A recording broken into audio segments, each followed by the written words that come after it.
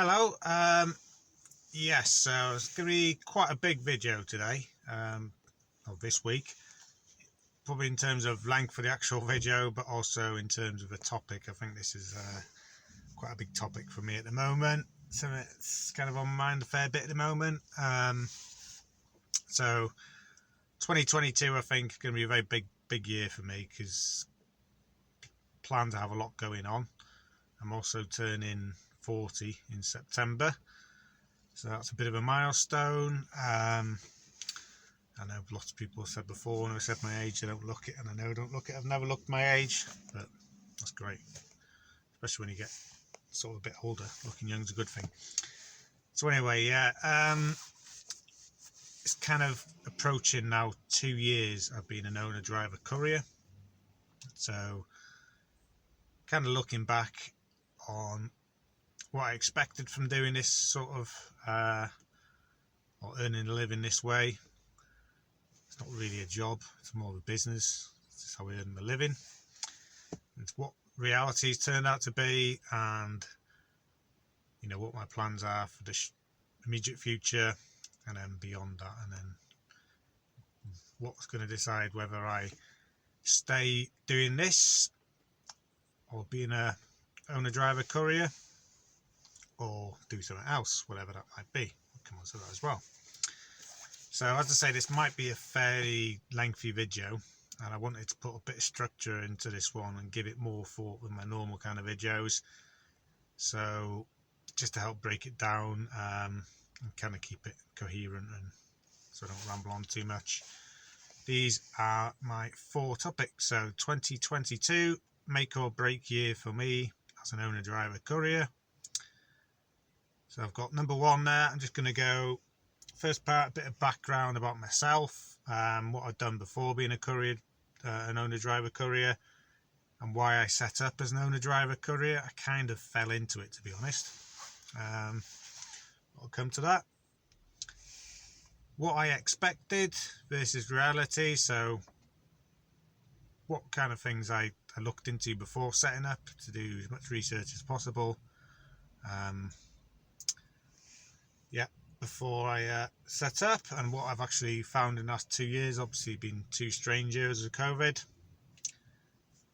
And then number 3 is kind of where we're at now, state of the nation sort of thing for me being a nation, what I plan for 2022 and what I need to achieve, where I want to be sort of getting towards the end of this year to stay doing this as a business. And then 4, what next if it doesn't work out? So if I don't decide to continue in 12 months or 9 months, whatever it might be, what am I going to do next? Which is always kind of a bit daunting, but I'm okay. I'm in a financially pretty stable position, so I've got a bit of leeway. So yeah, that's how I'm going to break it up. So without further ado, let's go into number 1, background, why I set up as an owner driver courier.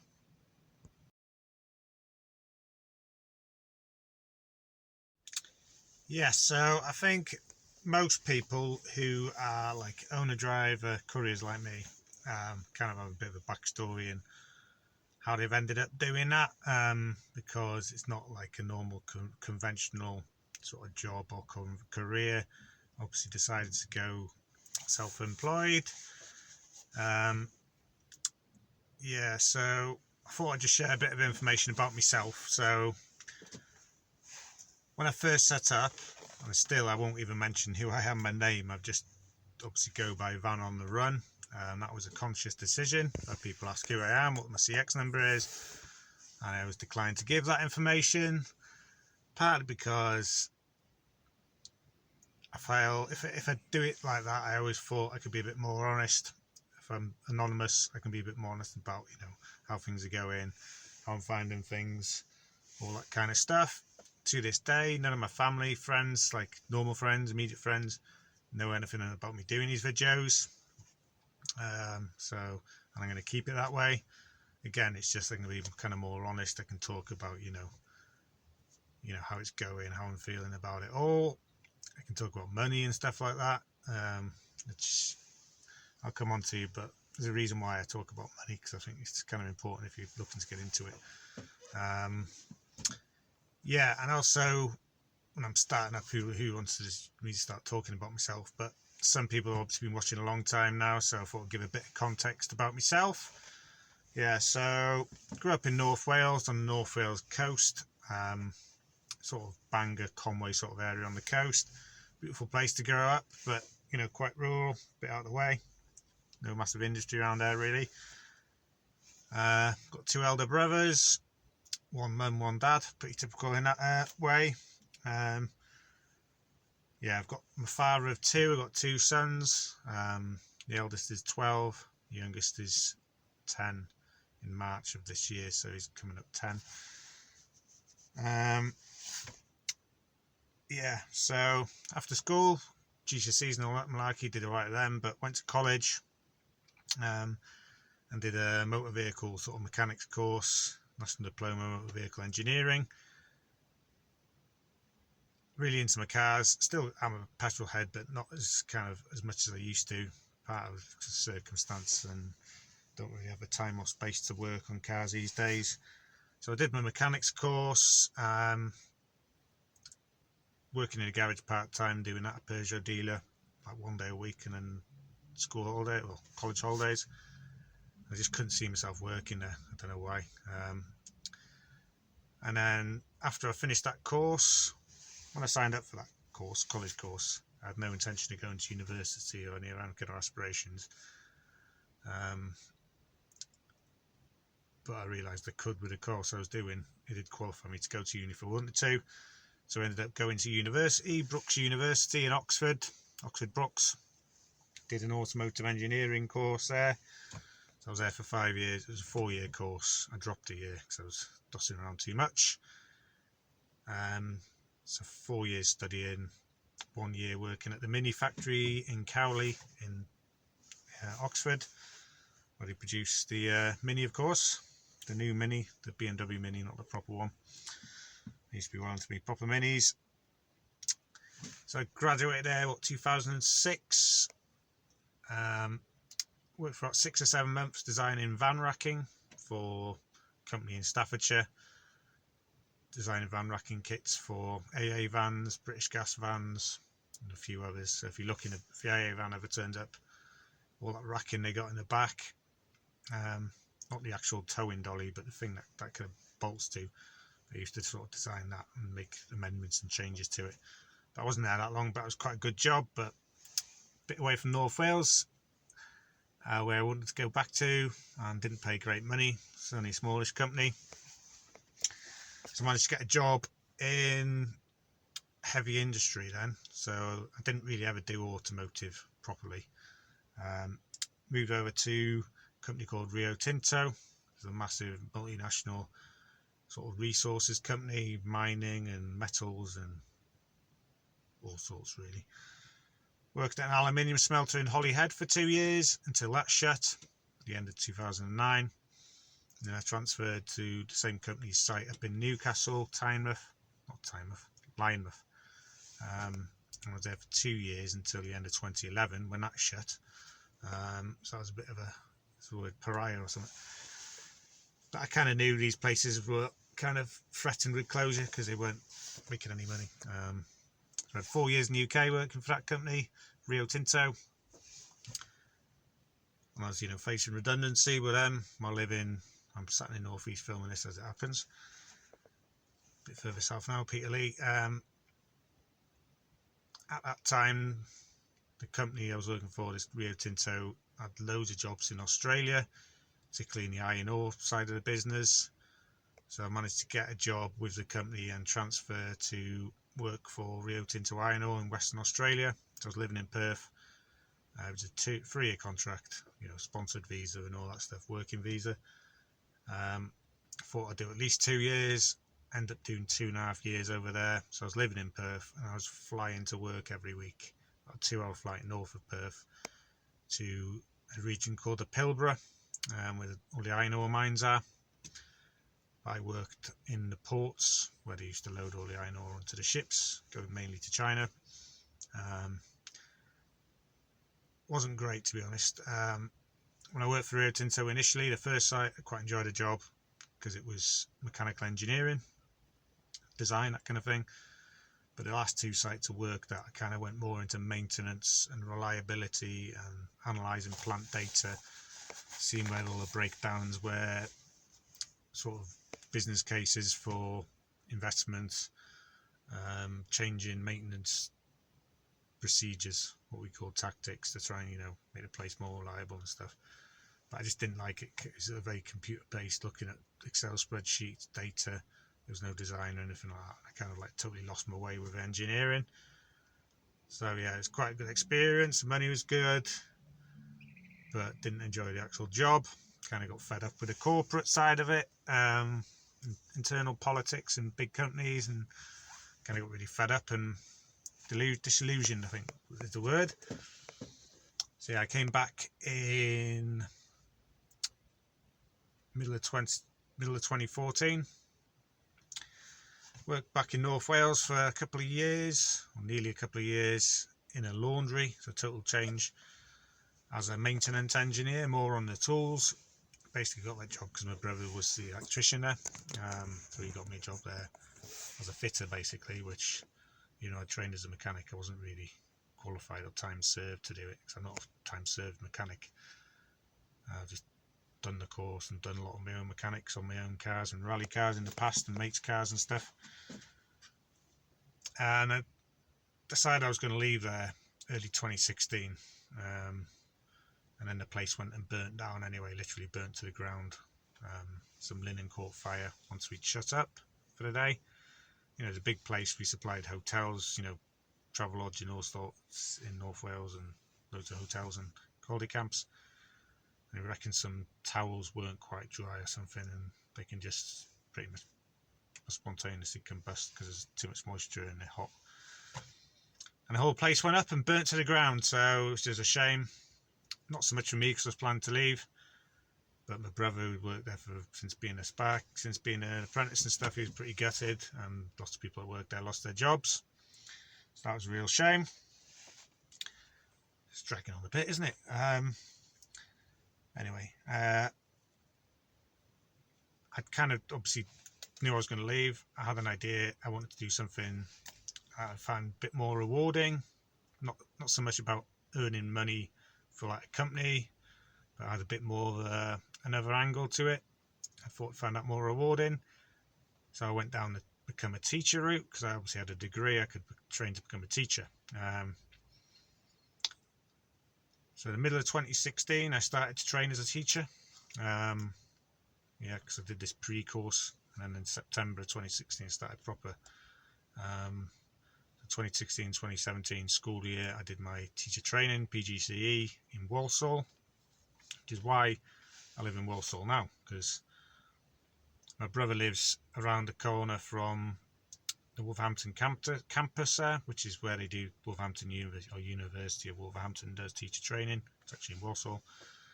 So I did my training there. I moved in and lodged with my brother because he had a spare room down here. He was just living by himself. So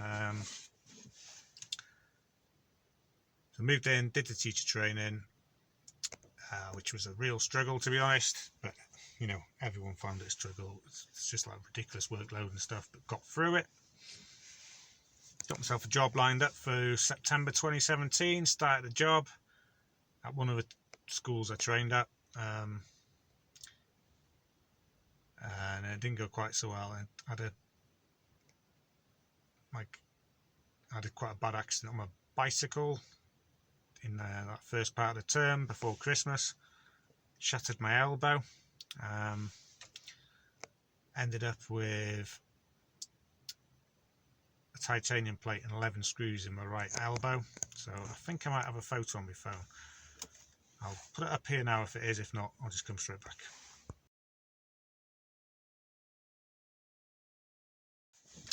Yeah, so went over handlebars on my bike, full weight landed on my elbow. Obviously you stick your arms over your head to protect your head, don't you? A natural reaction, and shattered my elbow. So I had emergency surgery, put that back together. So that was late 2017. Still got the metal work in there. I'll probably stay there now. Anyway, yeah, so my start to my teaching career didn't go to plan because of that. I was struggling anyway, to be honest. Even before that accident, I actually remember being sat in hospital, having just seen the x-rays and what a state my elbow was in. I thought to myself, oh, great, I don't have to go to work on Monday. And that's when I kind of realised, yeah, this ain't right really, is it? But anyway, went back to work in the new year. A few things had changed. They gave me some different classes, and I was probably back at work for about 3 weeks. Didn't settle back in. I might say I was already struggling before I had my accident. And then basically I had a bit of a meltdown. I wouldn't say a full breakdown, but yeah, a bit of a meltdown. Just one morning, just couldn't get out of bed, phoned in sick. Thought, right, got to go in tomorrow. I'll just say I was cold, or had a cold or whatever. Second morning, couldn't get out of bed. That's when I realised there was something a bit more than it and just feeling a bit off. So I went and saw my local GP, and she signed me off for stress for a bit. And then I was chatting to her and stuff. I felt bad about not going back, but I kind of spoke to my GP and decided I wasn't going to go back. So I never went back. One day, as far as I can do, one day I just went home, end of work, and then phoned in sick for 2 days, went off stressed, and then never went back. I just resigned. So I felt a bit bad about, kind of left them in the lurch. Like all schools, they're understaffed. Just kind of after problem, but the GP said you just got to look after yourself, really, mental health and stuff. So I had a bit of a very rough start to 2018, and you know, a lot of the people I did train with, I know a fair few of them still are teaching, but I also know a lot of them didn't stick with it as well, for similar reasons. If maybe no meltdown, they just went to found something else. Well, yeah, that was that. Drew line under that. So it's kind of then came to an abrupt end. It wasn't planned. I had nothing else to do. I thought, right, what am I going to do next? Could go back into engineering. But I knew if I was going to do that, I wanted to go back into more of a design role rather than like maintenance and reliability, which I've been doing for like 4 or 5 years, mainly, sort of thing. So I thought about going back to uni, doing a master's in design or something. Actually, no, that was before the teaching bit, but anyway. Yeah, so I thought, right, how can I earn some money? Even though, thankfully, at that point, I've always been a bit of a saver. I'm not someone who lives hand to mouth and, you know, has lots of finance, you know, things on tick, or as they call it, and loads of bills coming in. I was lodging with my brother, so, you know, I didn't have a mortgage or anything like that, or, you know, proper rent contract. So I was kind of like financially stable-ish because I worked and decent money as an engineer. I've never earned that kind of money since I left it. But yeah, that's when I started looking into just sort of like ad hoc kind of jobs and gig economy, you know, flexible working. So in terms of my being a delivery person, I started right at the bottom. You might say I started off doing Uber Eats deliveries on my bicycle, in and around Birmingham, because at that time, early 2018, Uber Eats was only in sort of central Birmingham, hadn't even got out to like further out into West Midlands, Walsall and stuff. Obviously it's spread massively now.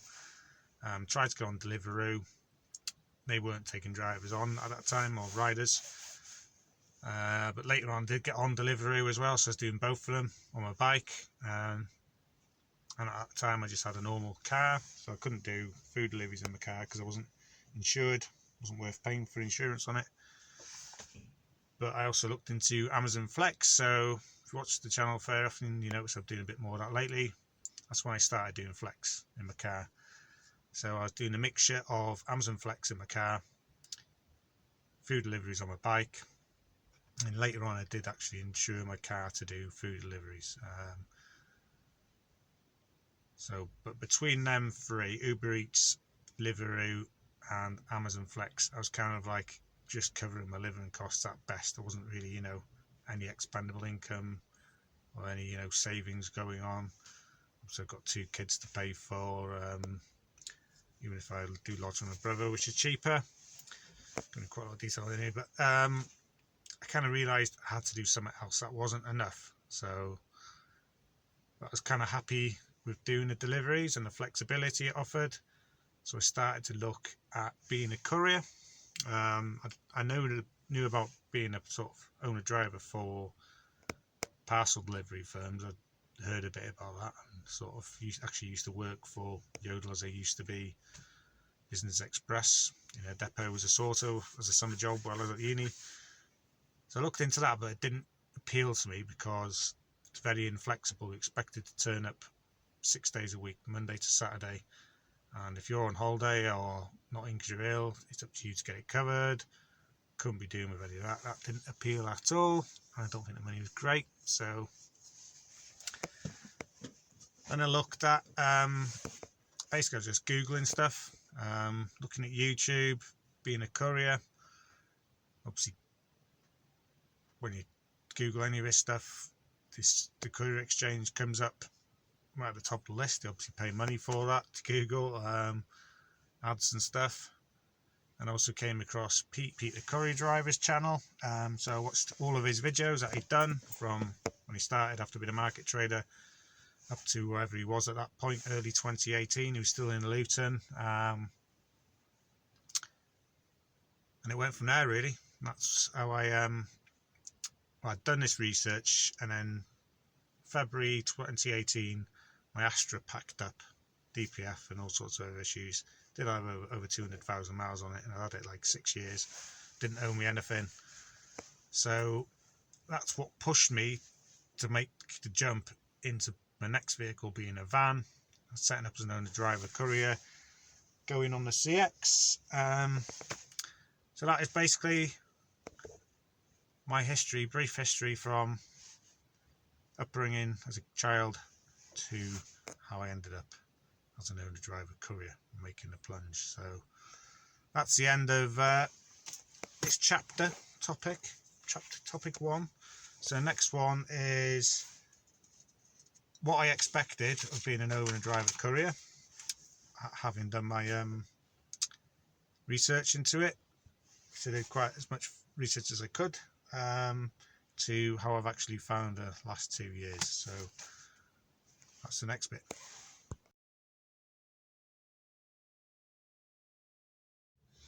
Right, yeah, so obviously the first part of this is expectations. So you need to I need to kind of form my expectations of what it would be like to be an owner driver courier.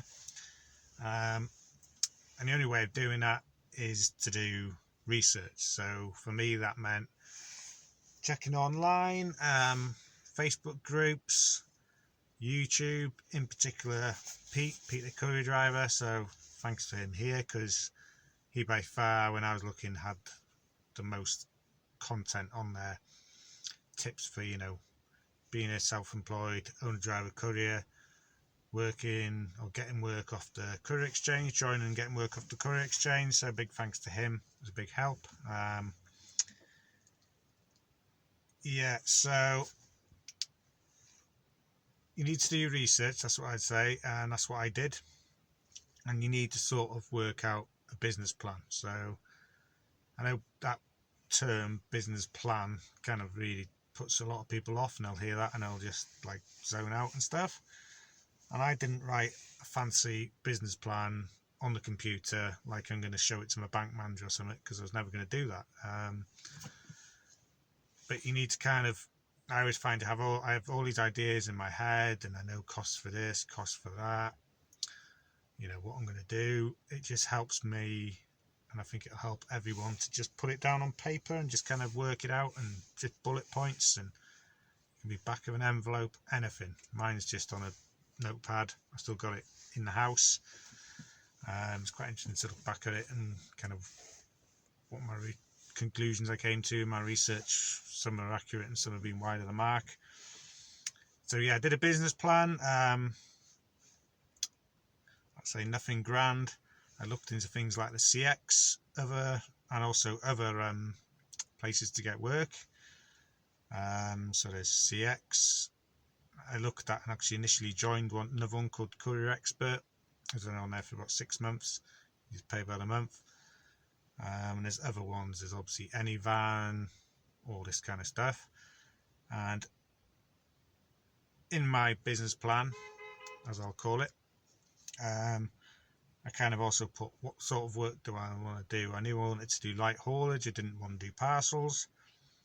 And the question then is, do you go straight away and try and find your own customers, or do you subby? And I thought, well, it's going to be really hard to get going and just get enough work finding my own customers straight away. I mean, like, who's going to do that? It takes years probably to build up a good customer base, direct customers. So I knew I was going to subby. And then the question then is, do you subby full time for, lots of courier companies, transport companies are looking for subbies full time. They seem to like them, like City Sprint. They're advertising a lot actually at the moment on YouTube and stuff. Speedy Freight, all these people that look like the subbies. Or am I going to do ad hoc, subcontract, ad hoc style, which is basically what the CX is, just job by job. So I decided I was going to do full-time subbying, ad hoc initially, light haulage, no parcels.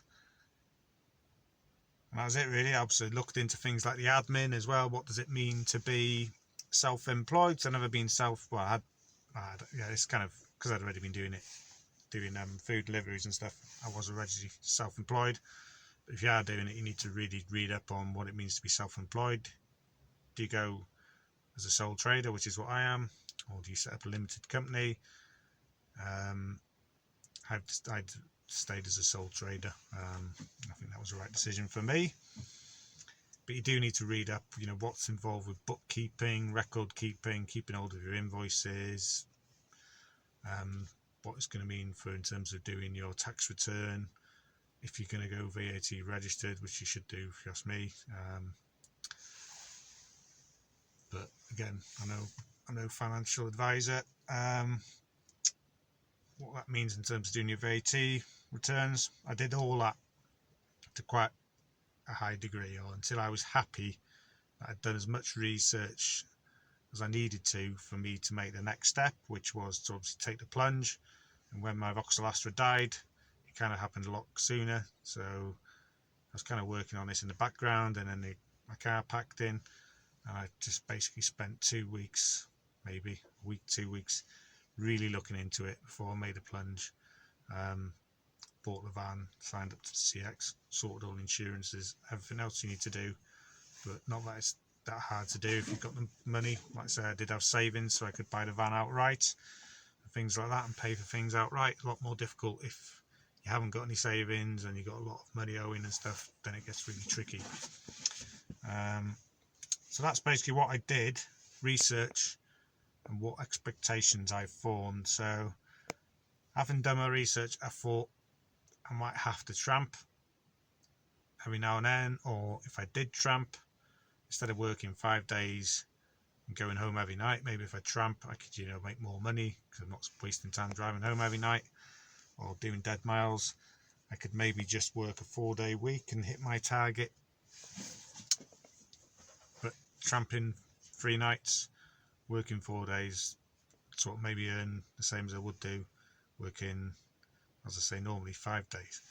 So that was kind of my expectations going into it. So I joined the CX and all that just right at the end of February, 28th of February or something, 26th of February it might have been. I think my insurance renewal was 26th of February on the van. And then I took the leap of faith, having done enough research, like I say, to be confident. So for different people that will be different levels, but I suggest you need to do fairly detailed research. And there's a lot more stuff out there now, because there's loads of content I put out there, and there's loads of other people doing it. There's also Big Beardy, who's been doing it longer than me. think, and there's others as well. Seems to be quite a few starting off doing their vlogs, and it's always interesting to watch, especially people starting off, see how they're getting on. Yeah, so that was my expectations. Excuse me. So what's reality relative to what I kind of expected? There's a massive what do I say, elephant in the room here or whatever, which is COVID-19. So I think I was on the CX, maybe I only really started working beginning of March, and COVID hit like late March, was it, or something, 2020, and when we went to first lockdown and stuff. So if my Astra hadn't have died when it was, maybe I wouldn't have even ever made a plunge. So I'm kind of glad it did die, looking back, because it did make sure I'd already started that route before COVID hit. As I might have been in a bit of a limbo, because I probably wouldn't have wanted to start up given what was happening and stuff. But anyway, it just really affected, obviously, the light haulage industry especially. So jobs on the CX, it just totally died, like completely dead overnight with the initial lockdown. But I had the van, I had all the insurances. Worth saying, I had my first van, which was the Renault Traffic, the silver one, not this MV400. So I went and looked for parcel work. So parcel places were crying out for people, because loads of people were buying stuff online because all the shops were shut. Loads of people spending time at home, so they were deciding to buy more stuff for home, like garden furniture and stuff, because it was quite a nice spring 2020. So I worked for Yodel. I got a job up in Yodel in their Lichfield depot for 10 weeks. And I only left there because my van was too small for doing it. And the agency I was there for, were a bit of a cowboy outfit, really. Yeah.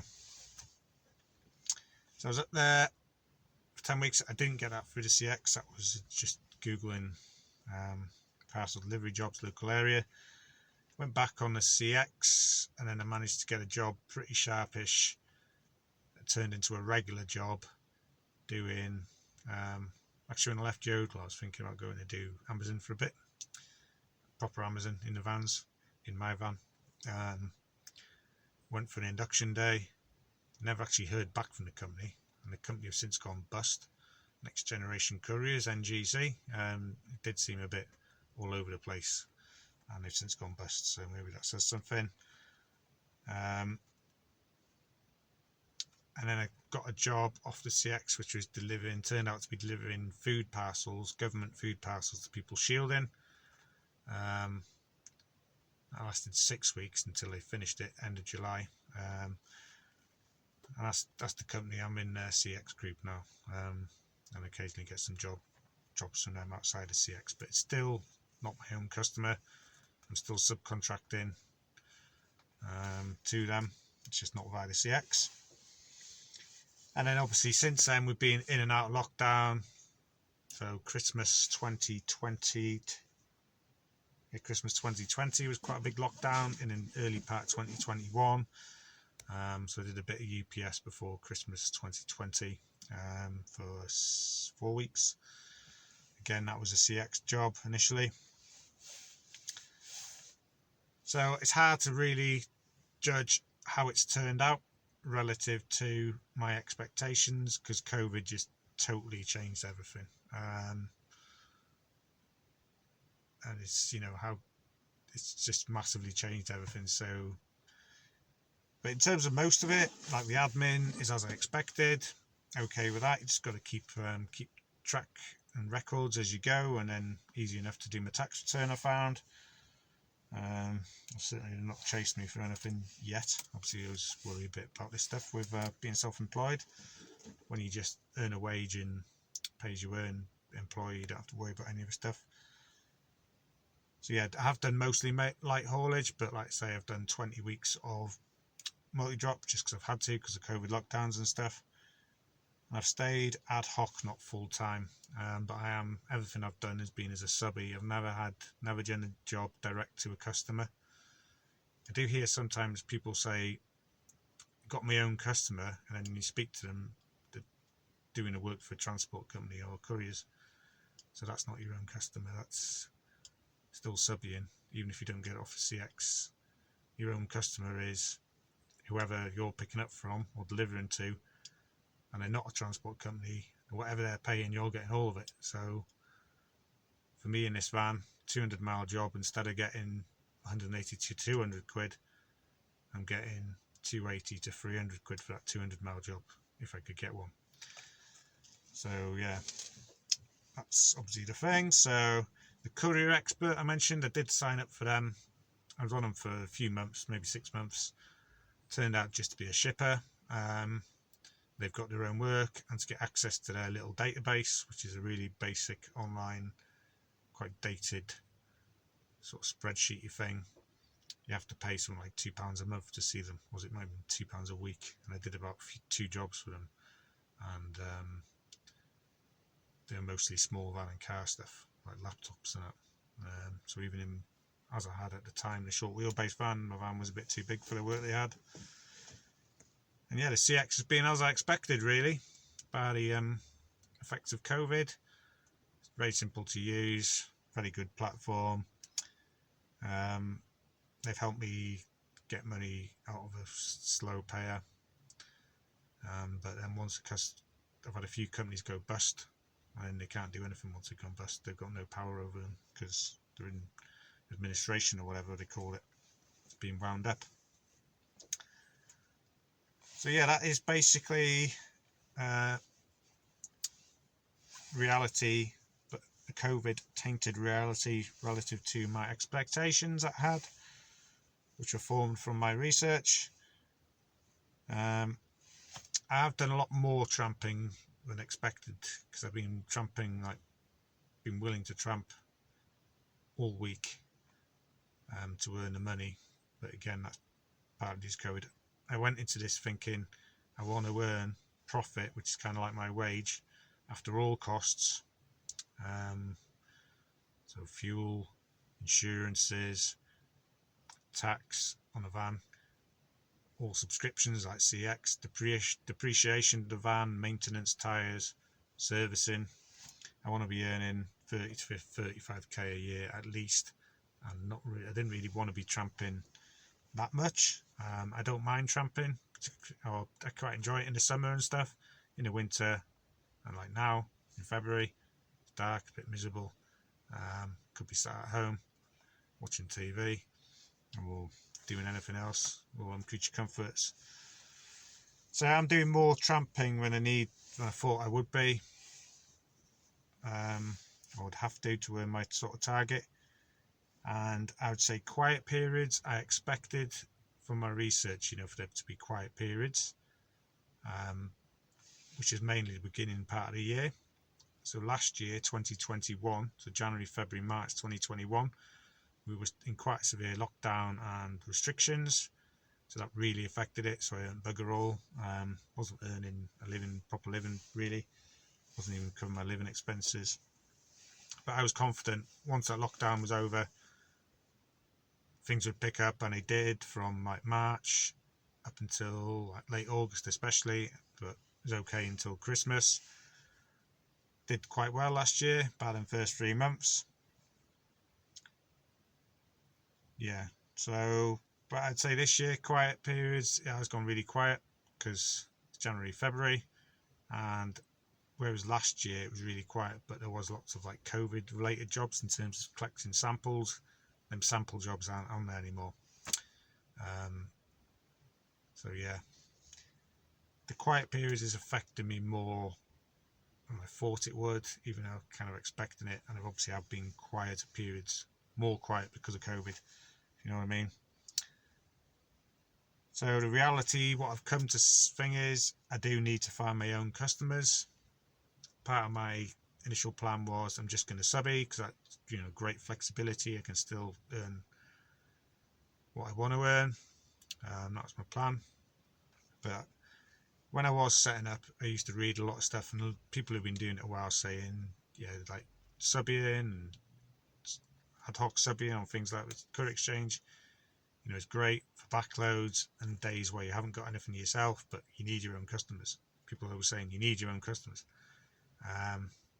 And while I took that in, I think there's a natural tendency, I do it and everyone else does it, when you want to do something or go a certain path, you tend to listen to the advice and stuff that kind of like fits in a bit with what you want. And I think I was probably guilty of doing that a bit, for sure.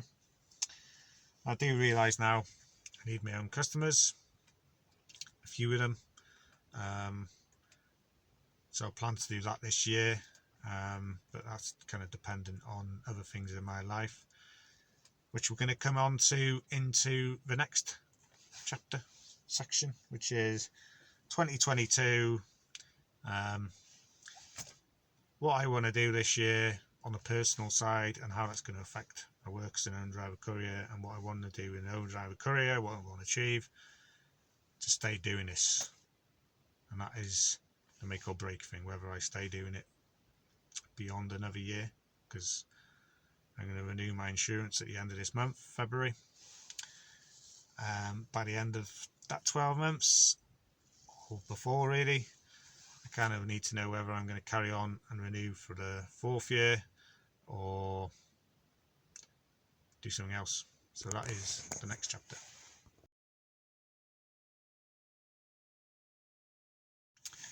Right, filming this the next day now. So that is all the history bit done, sort of my general history and the history of me being on the CX. Let's say approaching 2 years now, call it 2 years, news damn it, about 3 weeks. Yeah, so that's all the history bit. So moving on now to this year, 2022.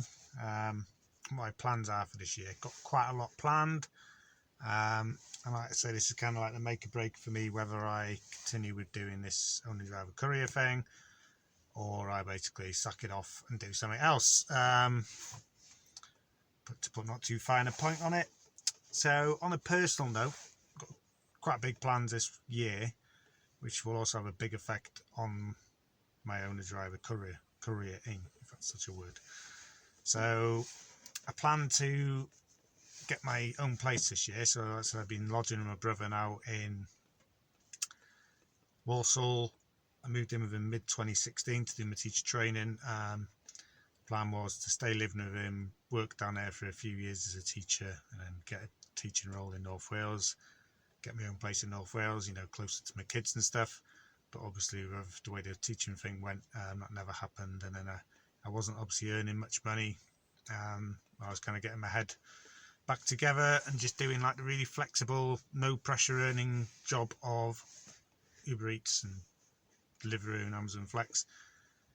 But I realised, I said earlier, I wasn't earning enough money. I was making a living, but that's only when I'm like lodging with my brother, obviously paying rent kind of thing, but by no means anywhere near what it would be if I had a mortgage and had to pay the council tax and all that stuff. So that's pretty much why I looked to earn more money, which is why I started looking at vans and couriering and owner driver and stuff.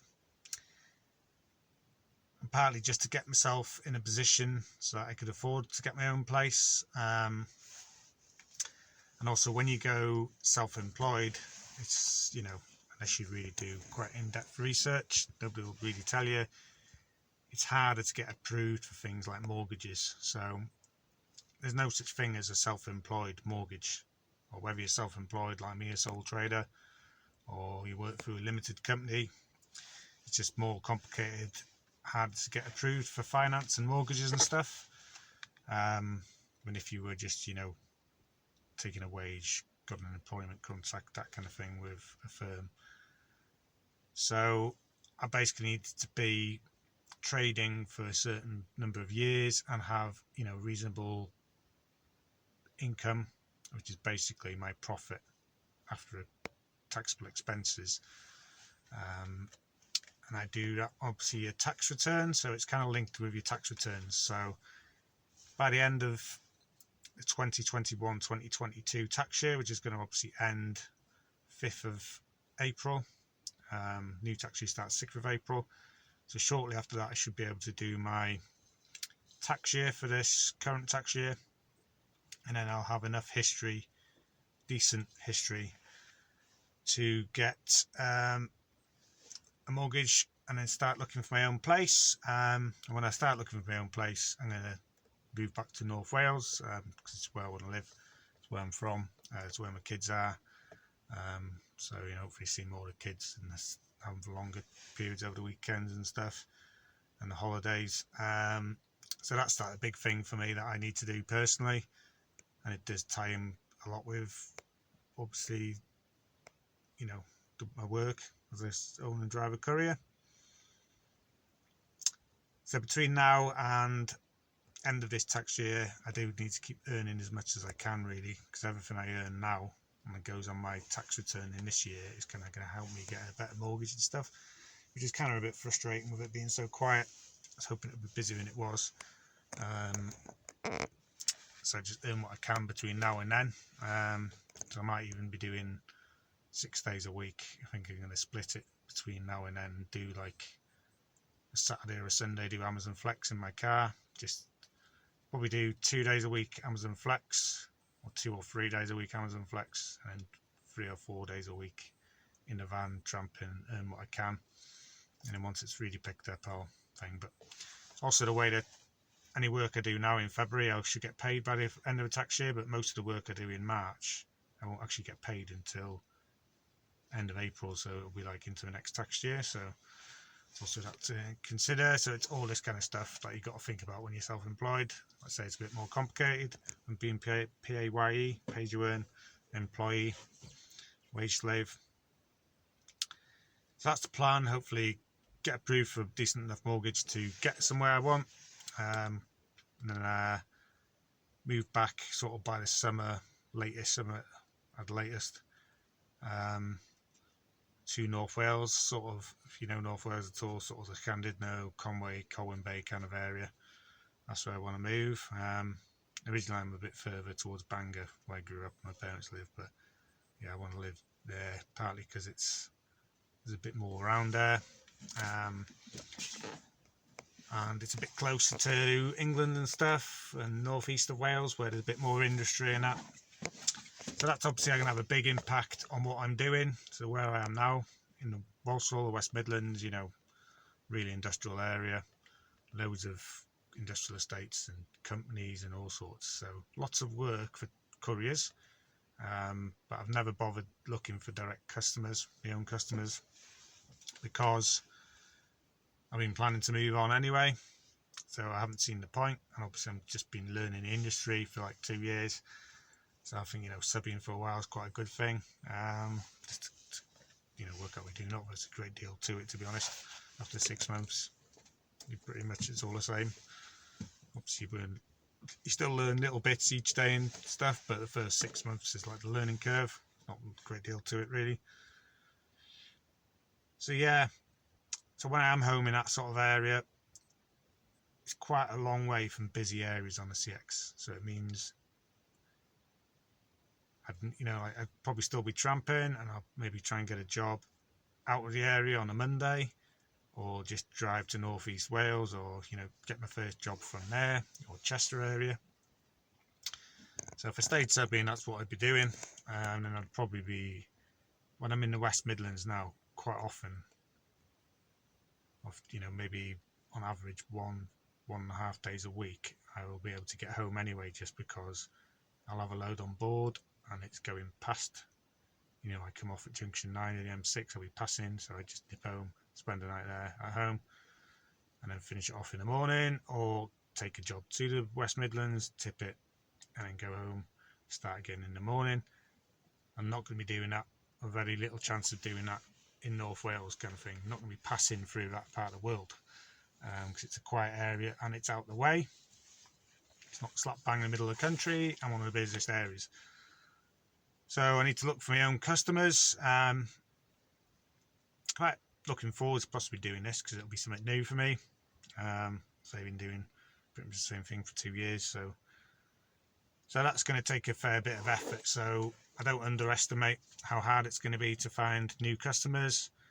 I'm sure there'll be a lot of dead dead time doing it, and but I got to try. I'm not one of these people who does a subby job for someone and then whinges about the shipper taking a cut, because they're not taking a cut of my job, are they? They're just subbing their job to me. So, and they've done all the effort. They have to win the customer and keep the customer happy and deal with them and all that stuff. So, as a subby, you take the subby rate, so it's probably got 2/3 of what they charge, roughly, I think, on longer jobs. But yeah, it's an easy, it's a lazy way of getting into the industry, really. It's an easy way in as well, because you can do it subbying and then over time build up your own customer base, so you kind of probably earn more or have a better sort of work-life balance, less tramping and better hours, maybe. So I'd say back in North Wales, it is going to be out of the way. There is some industry there, and commerce and business, because I'm still going to stick initially with doing, I should have mentioned, I did put a note on the screen.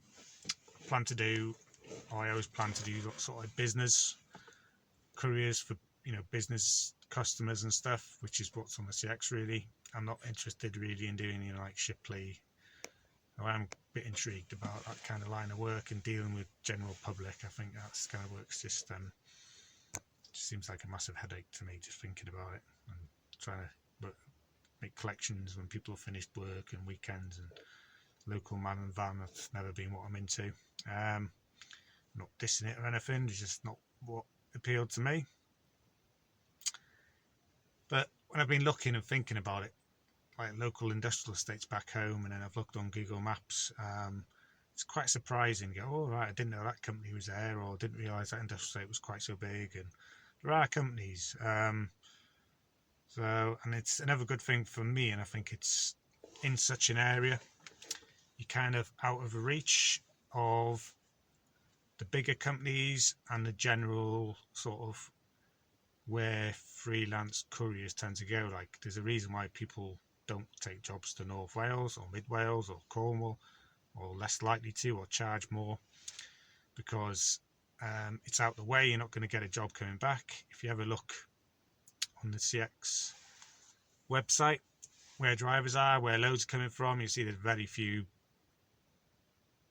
vans available in North Wales, like into Northwest Wales and that kind of area where I'm planning to move to. So I think it might be a good thing, because it means like the main big players who rely on a lot on subbies and stuff, I don't think there'll be much competition down there for actual contracts, if you want to call it. It'll still be, I can't see me signing contracts with companies. I'll just like agree rates or agree a price for a job.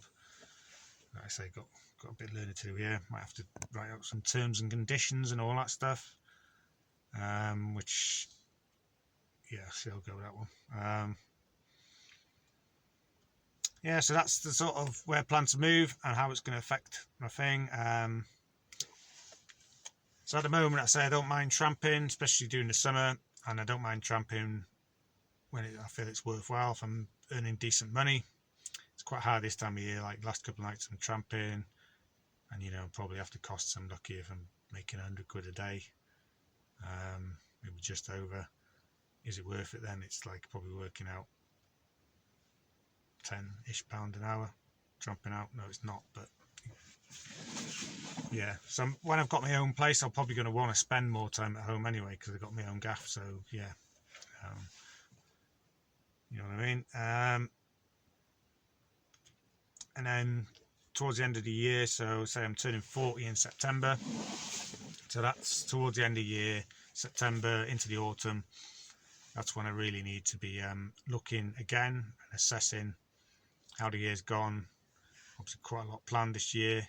It's kind of relying on me actually getting approved for a mortgage, finding somewhere, the whole property buying process, which can be a bit of a nightmare to negotiate, I know, and then getting back home, getting sorted, finding my customers. So I'm hopefully by that time of the year I'll have a few customers on board, feel like I'm getting somewhere. And if I am, then I'll just carry on into another year. So I'll, be renewing insurance again in February 2023, 12 months away. and I'll just carry on as I am, but keep trying to build my own customers. I'll probably, in terms of own customers, I'll either do it on a job rate, on like longer jobs, or I'll try and look for day work for, you know, whoever really. Just put like a mileage cap and stuff, and I'm not going to go in obviously going to charge more than I'd charge a shipper subcontracting, but I probably won't charge as much as a shipper would charge, because I've got lower overheads and stuff. So yeah, I go in reasonably competitive, so I'm earning more than I am now.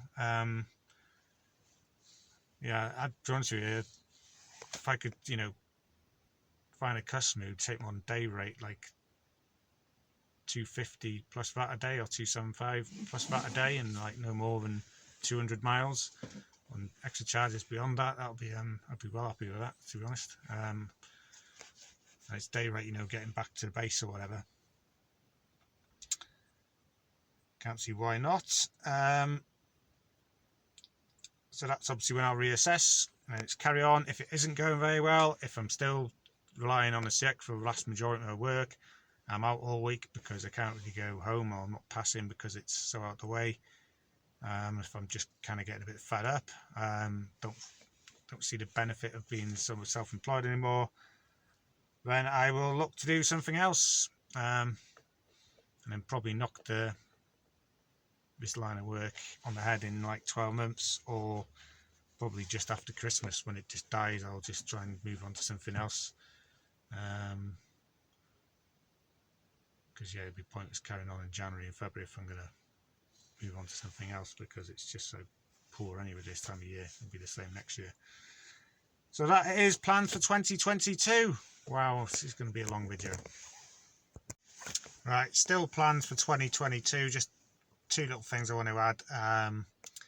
When I say I'm going to aim to get my own customers and stuff, that'll be alongside the CX, because I really can't see me getting enough customers, you know, to sort of like work on that full time. I think I'm always going to have the CX in the background.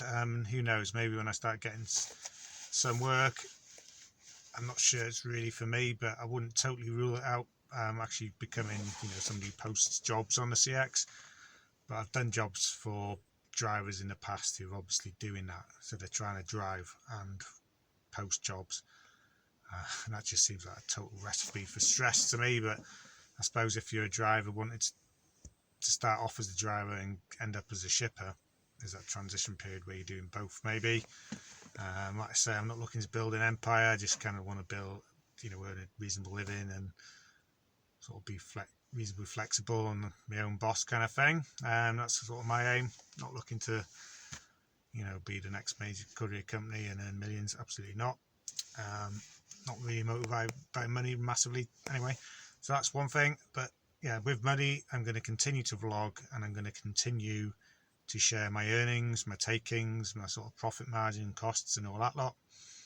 That's one of the main reasons why I started doing these vlogs, because when I was doing the research, I could see lots of, you know, people on message groups, on Facebook groups and stuff talking about, and, you know, other vloggers talking about rates and stuff per mile. But I just found it all a bit vague, you know. It's a bit like, okay, long wheelbase, £1 a mile, and I was thinking, well, is that for a 10-mile job, or is that for a 100-mile job, 200 mile, 300 mile? Obviously the length of the job dictates well that and where it's coming from and going to. So that's why I share what I earn each day, and also on the job and how many miles I had to get there. Because if you're looking to get into it, or if you're doing it already and you want to see what sort of rate somebody else is getting, and, you know, different things about jobs that affect rates, that's why I do it. So I'm not sharing money and any kind of show-offy thing, because if you watch it and understand the costs, I'm not making masses of money considering what I do and stuff and how I work and being away and tramping. So that's why I do it. So I'm going to continue with the whole summary and the financial side of it. I wanted this to be more the kind of detailed channel, going into a bit more depth on the numbers like that, and also technical things. So yep, so that's definitely the end of this plans for 2022 bit.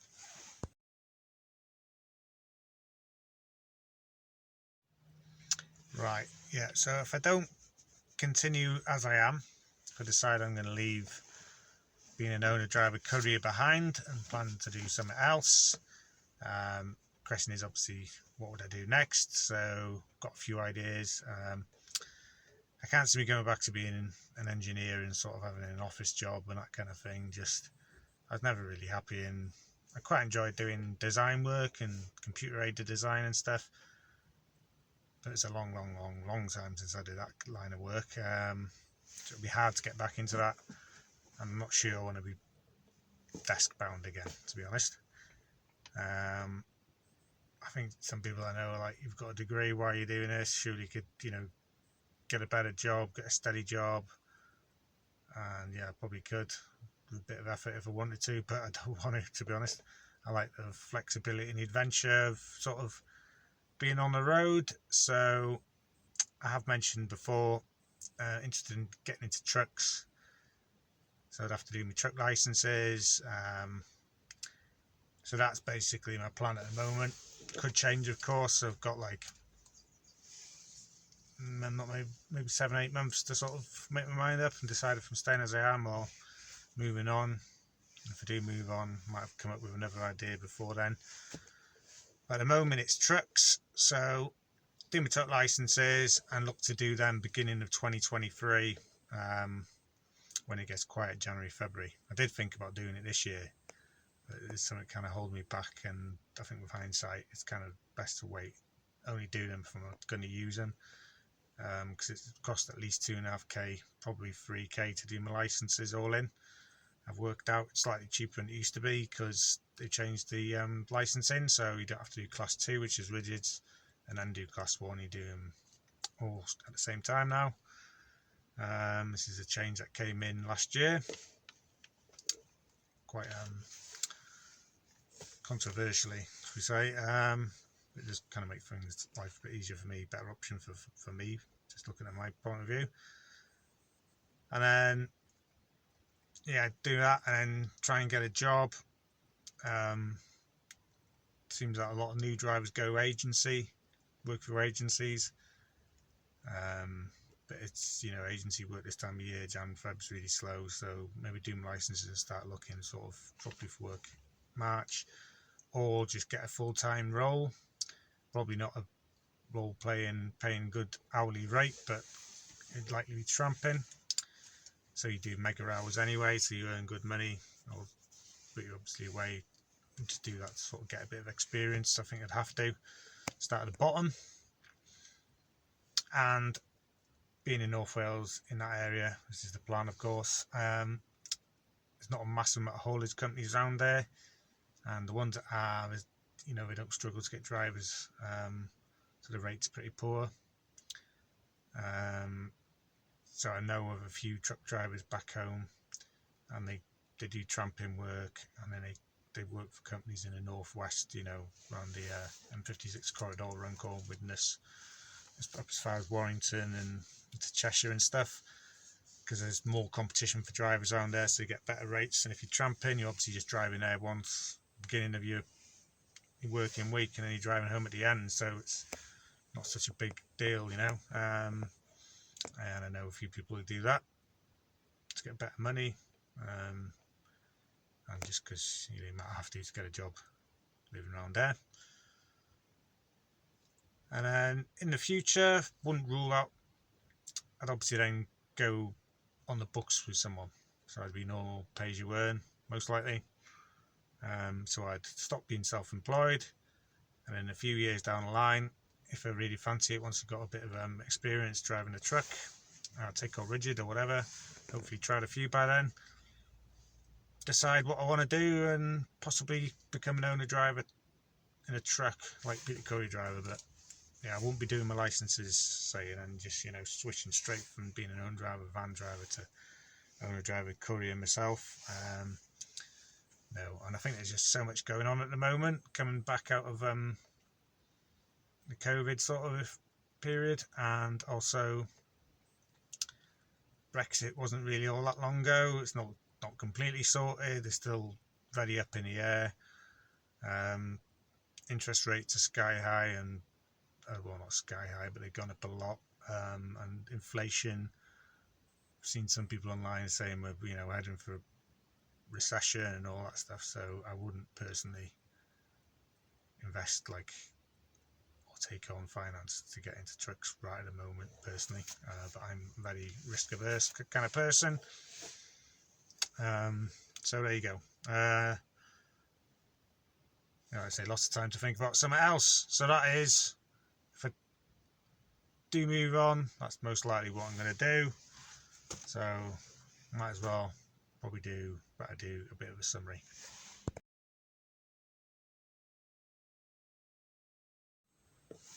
Yeah, just very quickly to do a summary. So that's kind of where I'm at with my journey as a owner driver courier, and obviously working a lot on the CX, or the courier exchange.